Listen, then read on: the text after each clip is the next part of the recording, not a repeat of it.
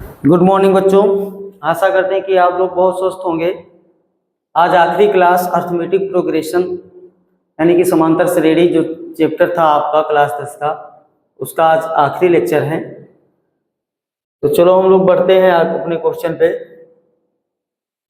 क्या है कि क्वेश्चन नंबर 18 लिखा हुआ है कि केंद्र ए से प्रारंभ करते हुए बारी बारी से केंद्रों ए और बी को लेते हुए त्रिज्या 0.5 सेंटीमीटर, 1.0 सेंटीमीटर, 1.5 सेंटीमीटर, 2.0 सेंटीमीटर वाले उत्तरोत्तर, उत्तरोत्तर का मतलब मैंने बताया था आने वाला। उत्तरोत्तर का मतलब क्या होता है? आने वाला अर्धवृत्तों को खींचकर एक सर्पिल बनाया गया है, जैसा कि आकृति में दर्शाया गया है। 13 क्रमागत अर्धवृत्तों से बने इस सर्पिल की कुल लंबाई क्या है? कितने? 13 क्रमागत यानी कि क्रम से आने वाले 13 अर्धवृत्तों से बने इस सर्पिल की कुल लंबाई हमें ज्ञात करना है। चित्र में आप देख सकते हैं, देखो कुछ चीजें यहाँ खींची गई, जैसे L1, L2, L3, L4। अर्धवृत्त या अर्धवृत्त खींचा गया है। देखो पहला यहाँ से यहाँ तक है, दूसरा वाला यहाँ से यहाँ तक, तीसरा वाला कहाँ? देखो तीसरा वाला L3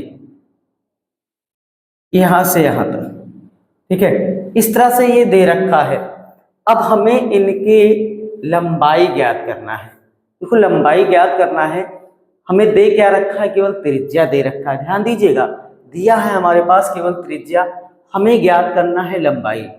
तो हम जो को वृत्त में क्या निकालें? वृत्त का हम लोग निकालेंगे सर्कमफेरेंस, अर्थात परिधि निकाल लेंगे। क्या निकाल लेंगे? परिधि निकाल लेंगे।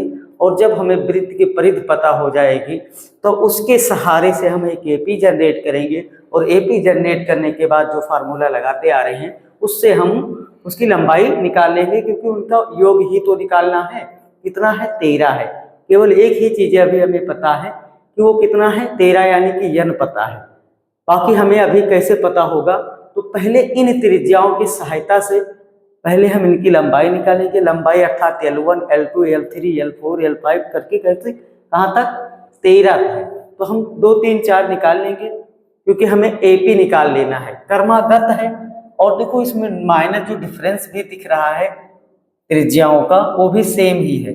0.5 से 1, 1.1 से कहाँ 1.5, यानी कि 0.5 का ही डिफरेंस दिख रहा है। तो चलो पहले जो इनकी लंबाइयां हैं, क्या जो ये वृत्त बने हैं, यानी कि हम लोग देखेंगे इसका हल।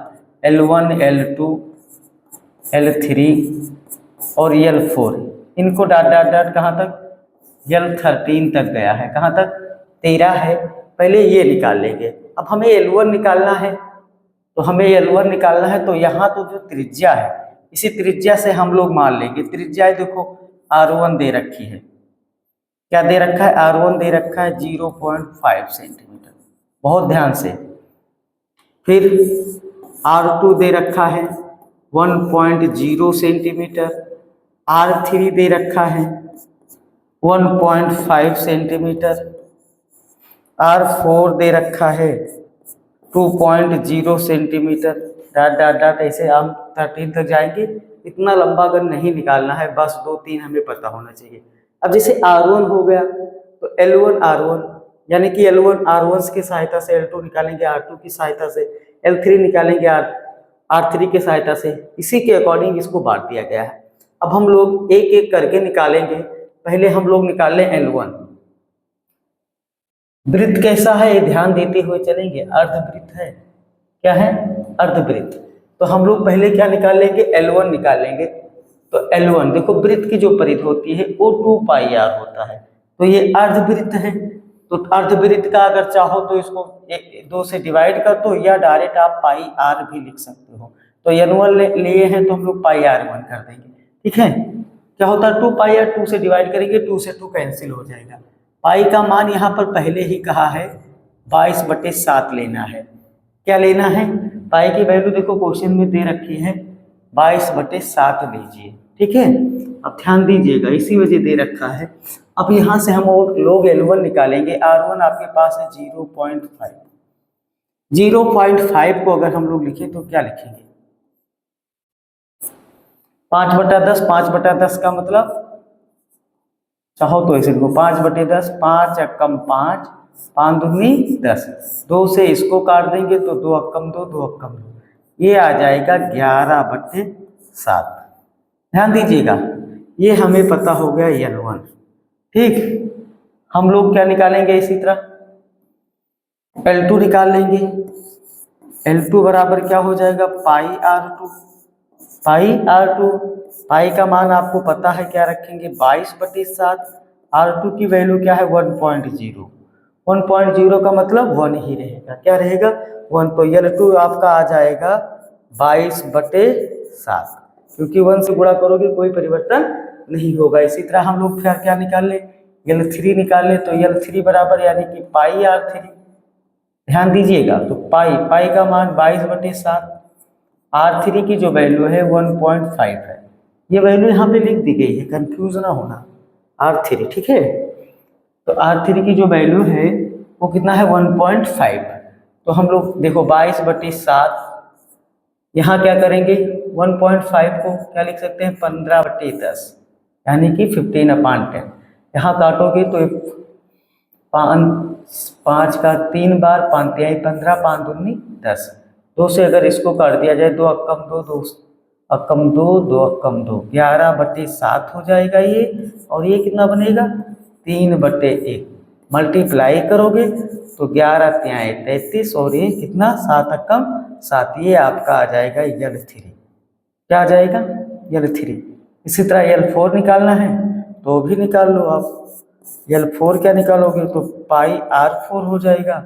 तो पाई की वैल्यू 22/7 और R4 की वैल्यू 2.0 अर्थात 2 है। तो 22 दूना ये कितना हो जाएगा? 44/7। तो ये आपका आ जाएगा L4। अभी हमें देखो L1, L2, L3, L4 पता हो गया। अब इससे हम एक AP निर्मित कर लेंगे। क्या निर्मित कर लेंगे? AP निर्मित कर लेंगे, जैसे हम पहले माने थे। तो AP जो हमारा बनेगा वो AP क्या बनेगा? L1 की जो वैल्यू आई है वो 11/7, L2 आया है 22/7, L3 आया है 33/7 और L4 आया है 44/7। Dot dot dot. अब इसके सहायता से देखो, अब ध्यान दीजिएगा, अब यहाँ हमें जब AP मिल गया तो AP का अब हम लोग प्रथम पद लिख देंगे। कितना? प्रथम पद लिख देंगे। प्रथम पद आपका क्या हो जाएगा? 11/7। इसका हम लोग सार्वधातर निकाल लेंगे। क्या निकाल लेंगे? सार्वधातर निकाल लेंगे। सार्वधातर अर्थात कॉमन डिफरेंस, दूसरे में से घटा दो। तो 22/7 में से 11/7 घटा दो। सब में देखो, चाहे दूसरे में से घटाओ, चाहे तीसरे में से दूसरे को घटाओ, चाहे चौथे में से तीसरे को घटाओ, बस 2 क्रमागत होनी चाहिए। 22 में से देखो हर बराबर है, तो 22 में से 11 घटाओगे 11/7। वैसे आप देखो 11, 11 दूना 22, 11 33, 11 की टेबल ही बढ़ रहा है, तो 11 का ही अंतर है, नीचे कोई परिवर्तन नहीं हुआ। तो इसका D कितना आ गया? 11/7। हमें यन पता है, पहले ही कहा 13 क्रमागत। कितना? 13 क्रमागत। यन कह दिया था पहले ही, अब यन पता हो गया। तो ध्यान दीजिएगा, E मिल गया, D मिल गया, यन मिल गया। ठीक है, 13वां निकालना है तो पहले 13वां निकालो, नहीं डायरेक्ट आप S ऑफ n से निकाल दो। क्या होता है? n/2 into 2a plus n-1 into D। इसी से हम लोग निकाल लेते हैं। S ऑफ n की वैल्यू हमें पता है, कितना है? n की 13 है। S ऑफ 13 बराबर, ध्यान दीजिएगा, n की वैल्यू यहाँ पर भी आप रखोगे 13/2 इंटू 2। देखो 2a का मतलब है 11/7, 11/7। ध्यान दीजिएगा, प्लस 13 - 1 और D का मतलब भी 11/7, जो कॉमन डिफरेंस है। अब लिखो इसको, देखो 13/2 कट नहीं रहा है, लिख लो। यहाँ देखो 11 और 2 का गुणा 11 दूना कितना हो जाएगा? 22/7। ठीक, यहाँ क्या बनेगा? प्लस देखो 13 में से 1 निकल जाएगी 12, 12 इंटू 11/7। ठीक, सॉल्व करते चलेंगे हम लोग। 13/7 पहले ब्रेक, 13/2, ठीक है, ब्रैकेट को पहले हम सॉल्व करेंगे। यहाँ देखो क्या 22/7 है, तो इसको लिख लो, क्योंकि पहले गुणा करेंगे। गुणा कर लेंगे हम लोग 12 और 11, 12 दो 120 और 12 कम 12 यानी कि कितना आएगा, देखो 12 कम 12 के 2 और 12 कम 12 और 13, 132/7 हो जाएगा। अभी भी कोई हमें प्रॉब्लम नहीं होनी चाहिए क्योंकि हर बराबर है। अब जोड़ लें तो यहाँ ये 13/2, यहाँ 132 में कितना जुड़ेगा 22, तो 32 और 22 कितना हो जाएगा 154 हो जाएगा। कितना हो जाएगा 154 हो जाएगा। अब देखो जब 154 हो गया बटा कितना 7, अब देखो कट रहा है तो काट लो। देखो 7 अक्कम 7, इसको काटा जाए तो 7 दूनी 14, एक होगा 7 दूनी 14। अब आपके पास देखो क्या बचा, यहाँ बचा 13/2 तो पहले ही था, यहाँ से केवल 22 बचा, 22/1 कोई मतलब नहीं है। फिर 2 अक्कम 2, इसको काटेंगे तो क्या बनेगा 2 अक्कम 2, 2 अक्कम 2, ये आपके पास आ जाएगा 13 गुणे 11, 13 गुणे 11। तो 13 गुणे 11 का गुणा करेंगे तो 13 कम 13 के 3, 13 कम 13 और 1 14। ठीक है, तो ये आ जाएगा S ऑफ 13 143। कितना आ जाएगा 143। ठीक है,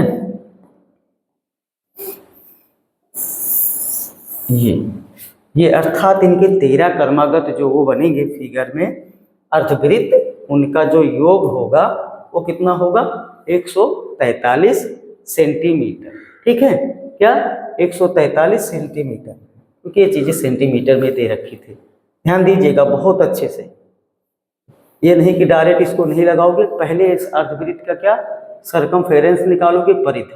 तो वृत्त का जो परिध होता है आप सभी को पता है कि 2πr होता है, तो यहाँ अर्धवृत्त है 2 से डिवाइड किया आपको πr मिल गया, ये उसी से इसका निकाला गया। फिर हमें क्या मिला, एक AP मिला। AP का तो हम सॉल्व करते आए हैं, उसमें तो माहिर हो गए हैं।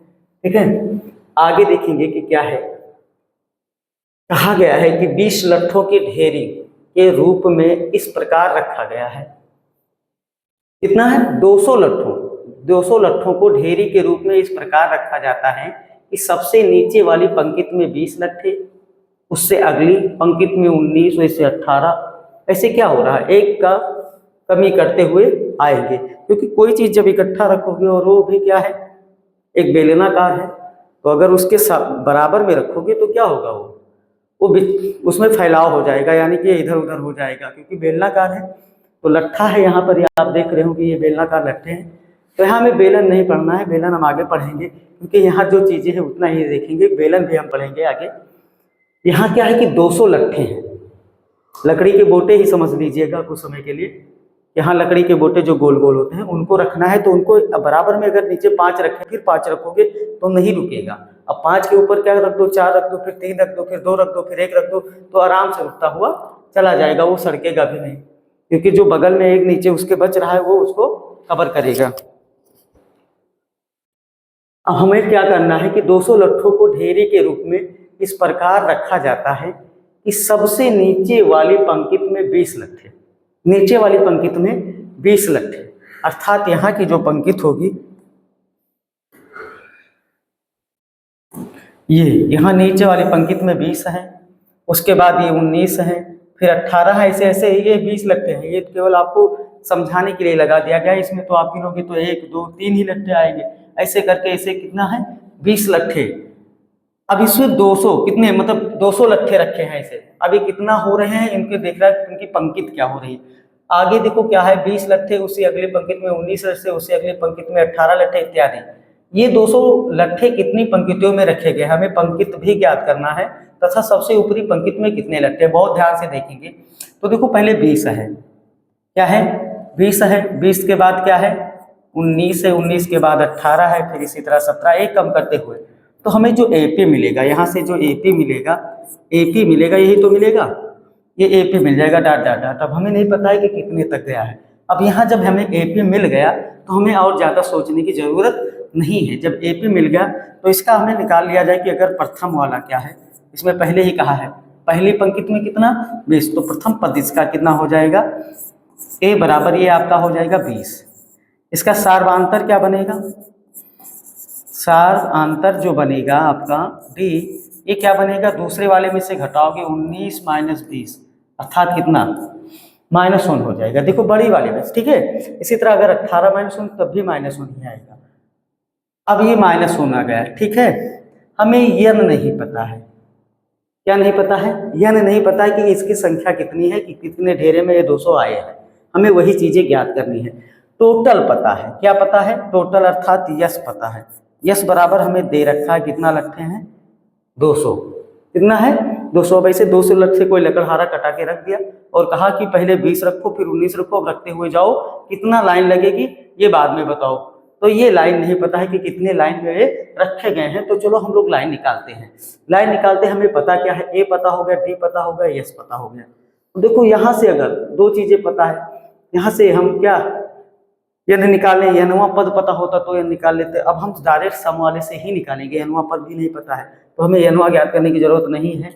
हम लोग डायरेक्ट किससे निकालते हैं, सम वाले से। तो सम वाला हमें फार्मूला पता है कि यस जो होता है, यस बराबर n/2 into 2a plus n-1 into D, ठीक। अब यस की जो वैल्यू है ये देखो 200 है, यहाँ n नहीं पता है, n हमें नहीं पता है, ध्यान दीजिएगा। यहाँ 2 इंटू ए की जो वैल्यू है वो कितना है, 20 है, प्लस यहाँ पर भी n नहीं पता है तो n की वैल्यू नहीं रखेंगे, टी की वैल्यू -1 है। बहुत ध्यान से हुए हम चलेंगे हम लोग।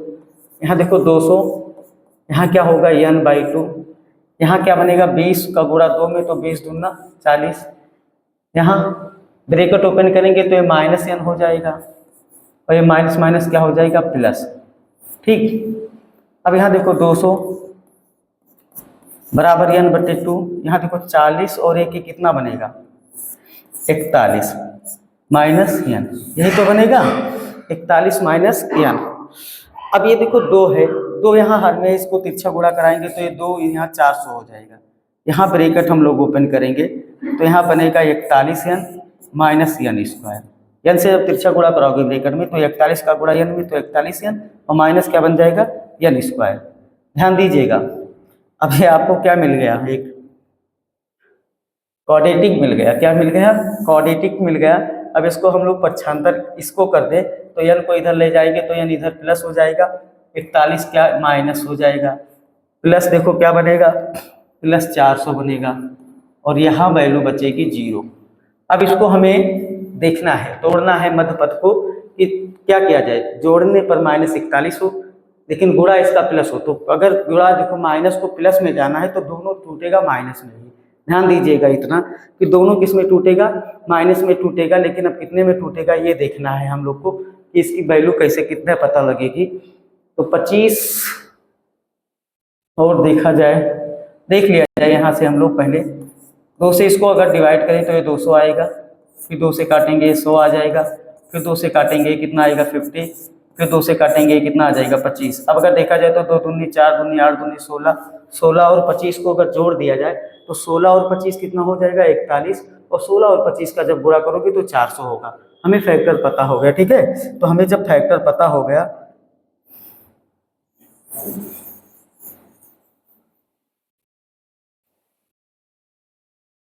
तो यहाँ देखो हम लोग यहाँ पर क्या करेंगे, n² माइनस क्या है प्रोसेस में हमें 16 मिला है प्लस 25 मिला है इंटू n प्लस 400 बराबर 0, ठीक है। अब देखो n² ये माइनस कितना हो, ब्रैकेट ओपन करेंगे -16n माइनस और प्लस कितना 25n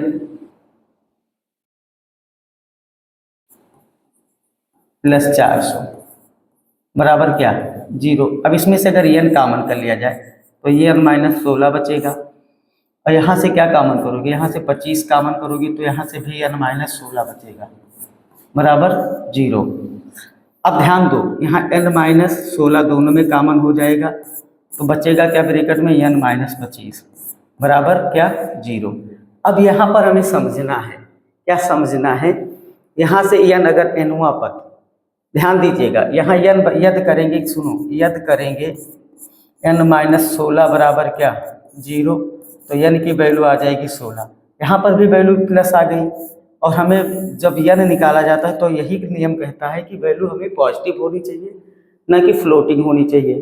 पॉजिटिव ये भी और पॉजिटिव अभी देखो ये भी आ जाएगा, यहाँ भर दी n-25 बराबर क्या 0, तो n बराबर ये भी 25 हो गया। तो हम कैसे कहें कि ये मान है और ये मान नहीं है? लट्ठा तो 200 है ना, लगाना उसको है कितने ढेरे में, अब ढेरा वो काउंटेबल है ना, तो ऐसा तो है नहीं कि हम 25 ले लें, ये कैसे कहें? तो ध्यान दीजिएगा हमें। अब फिर हम अपने क्वेश्चन पर आएंगे, क्या कहेंगे कि क्या है। देखो ध्यान दीजिएगा कि 20 से इसकी शुरुआत हुई है, तो एक 16 आया, एक यन देख लीजिएगा क्या आया है, एक 16 आया और एक कितना आया 25 आया। अब हम लोग ध्यान देंगे कि इसका 16वां पद निकालें। कैसे पता करेंगे? ध्यान दीजिएगा, एक चीज यहां पर और कहा गया था कि 200 लट्ठे कितनी पंक्तियों में रखेंगे तथा सबसे ऊपरी पंक्ति में कितने लट्ठे हैं। सबसे ऊपरी पंक्ति में, अर्थात हमें यहाँ एनवा है, तो यहाँ से हमें आ जाएंगे। अब हमें एन की वैल्यू ध्यान दीजिएगा, 16 मिला है, तो हम इसका 16वां पद निकाल लेंगे। तो 16वां पद अगर जब निकालेंगे तो a + 15d होगा। क्या होगा? a + 15d। a की जो वैल्यू है तो हमें पता है 20 है, प्लस ये 15, और d की वैल्यू आपके पास -1 है। कंफ्यूज ना होना, ये हमें निकाल लिया गया था हम लोग सारवांतर। यहाँ देखो ये d आपका -1 और a कितना है 20 है। अब यहाँ से जब हम लोग निकालेंगे तो ये देखो ध्यान दीजिएगा, ये बनेगा 20 और ये माइनस और ये प्लस बनेगा माइनस, 15 कम 15, तो 20 में से 15 जाएगा तो कितना बचेगा 5, अर्थात इसका 16वां पद 5 हो जाएगा। ध्यान दीजिएगा, अब इतना ये दीजिएगा। अब अगर यही हम क्या करें, इसका 25वां पद निकाल लें। क्या निकालें? यानी कि 2 वैल्यू आई थी तो 2 यानी कि लास्ट वाला ही तो 25वां पद निकालें, तो ये बनेगा a + 24d। ठीक, तो a की जो वैल्यू है वो आपके पास 20 है, ये कितना है 24, d की वैल्यू कितना है -1, यही तो। ध्यान दीजिएगा, अब 20, अब देखो माइनस और प्लस क्या हो जाएगा माइनस है 24। अब 24 में से जब 20 घटा दोगे तो ये आ जाएगा कितना -4। तो लट्ठा अगर जब लगाओगे तो ऐसा तो होगा नहीं कि कोई उसमें माइनस हो जाएगा, 200 ही है ना, माइनस चीजें तो कोई नाम की चीज है कि जो आएगी नहीं। इस वजह ये हमारा जो n बराबर 25 है, ये वैल्यू मान नहीं होगी। इस क्वेश्चन का जो आंसर होगा वो n बराबर 16, और उसके अंतिम जो लाइन है उसमें जो लट्ठों की संख्या होगी वो क्या होगी 5 होगी, अर्थात 16 होगा। n की वैल्यू कितना हो जाएगी 16 हो जाएगी, और उसका अंतिम जो है वो कितना हो जाएगा 5 हो जाएगा, ये अर्थात ये आपका सही हो जाएगा। ठीक है, n बराबर 16 और उसका अंतिम कितना हो जाएगा, पूछा यही तो गया था क्वेश्चन में, ये पूछा गया था कि तथा सबसे ऊपरी पंक्ति में। अब ऊपर ये नहीं, ऊपर वाले को अंतिम पढ़ोगे यहाँ पे, क्योंकि लट्ठा नीचे से ऐसे लगाए हो, ऐसा कभी नहीं कर पाओगे कि ऊपर ऐसे लगाओ तो फिर लट्ठा नीचे लगाओ। नीचे वाला जहां से शुरू करो पैर को पहला पढ़ोगे और सिर को लास्ट पढ़ोगे। सिर को क्या पढ़ोगे लास्ट पढ़ोगे, यानी कि पांव से। ठीक है, तो ये हुआ आपका ये क्वेश्चन का आंसर। ऊपर वाली पंक्ति में इसके 5 लट्ठे आएंगे, यानी कि जो इनकी पंक्ति पूछा गया था कितनी पंक्ति में रखे जाएंगे, तो 16 पंक्ति में रखे जाएंगे।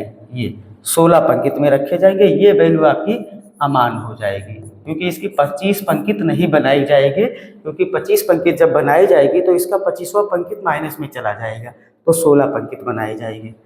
ठीक है, अब हम लोग आगे क्वेश्चन पे पढ़ेंगे, आज का लास्ट और इस लेसन का भी लास्ट।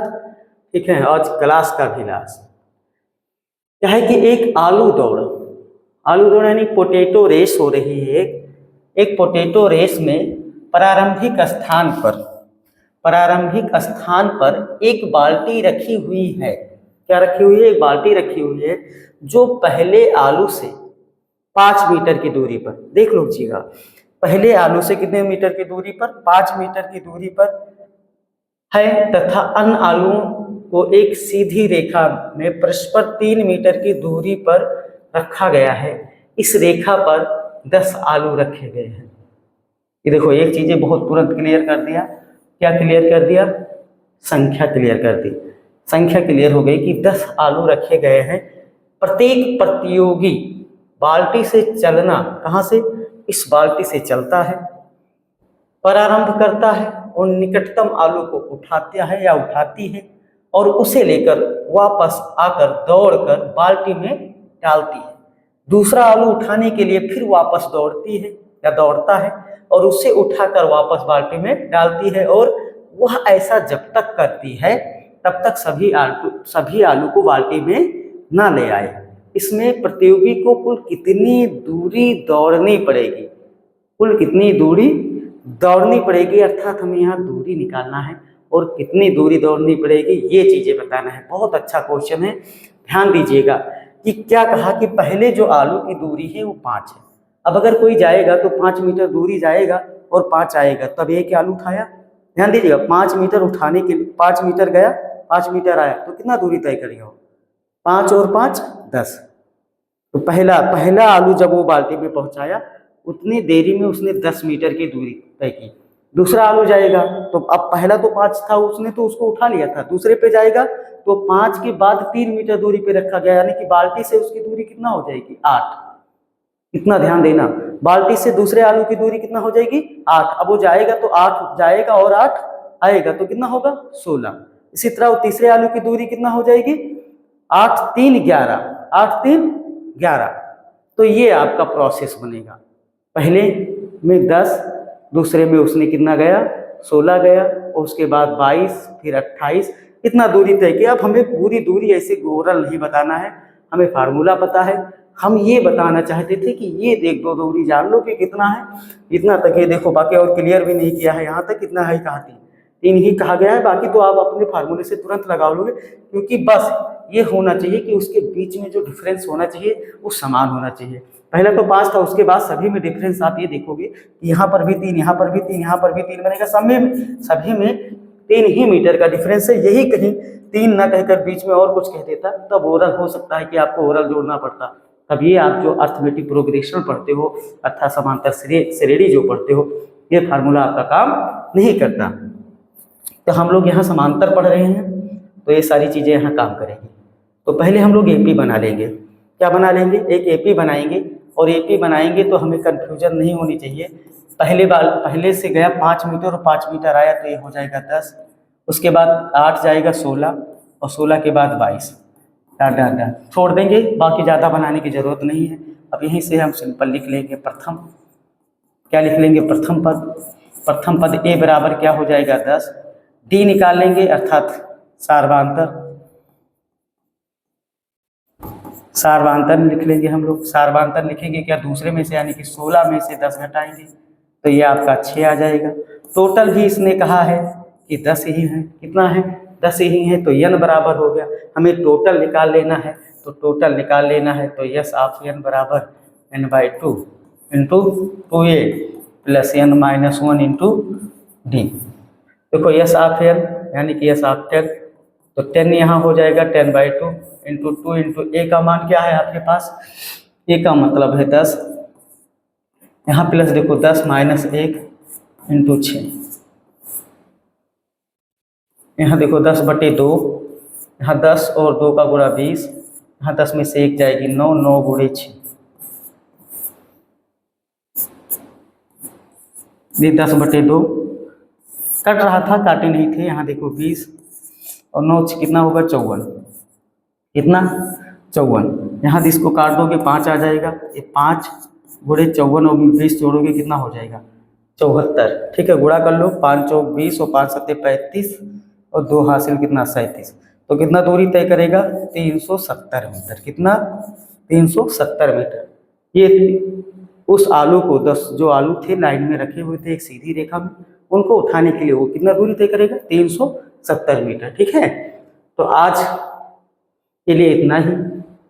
फिर एक नए लेसन की शुरुआत करेंगे, एक नई ऊर्जा के साथ, एक नए दिन पर।